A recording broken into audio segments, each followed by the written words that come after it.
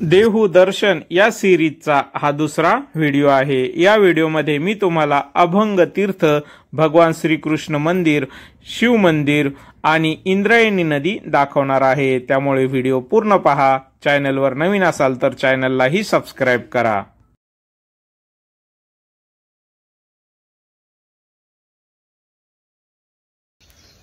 संत तुकाराम महाराजांच्या अभंगांचा संग्रह म्हणजेच त्यांच्या गाथा।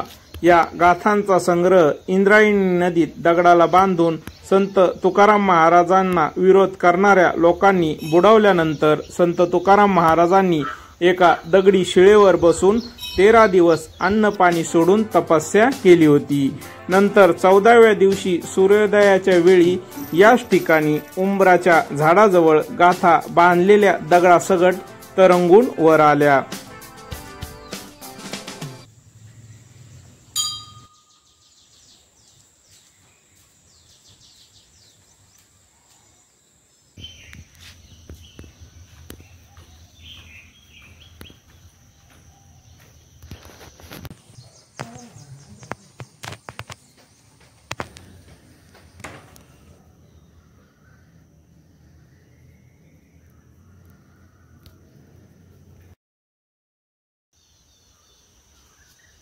मंदिराच्या गाभाऱ्यात राधाकृष्णाची काळ्या पाषाणातील मूर्ती आहे। या मंदिराच्या मागच्या बाजूनेच इंद्रायणी नदी वाहते।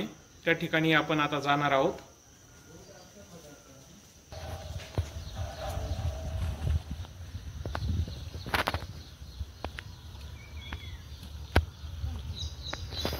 पुणे जिल्ह्यातील लोणावळा शहराजवळच्या डोंगरातून इंद्रायणी नदीचा उद्गम होतो। पुढे ही नदी देहू, आळंदी या तीर्थक्षेत्रातून वाहते आणि तुळापूर गावात इंद्रायणी नदी भीमा नदीला जाऊन मिळते। तेथे या दोनही नद्यांचा संगम होतो आणि पुढे भीमा नदी वाहते।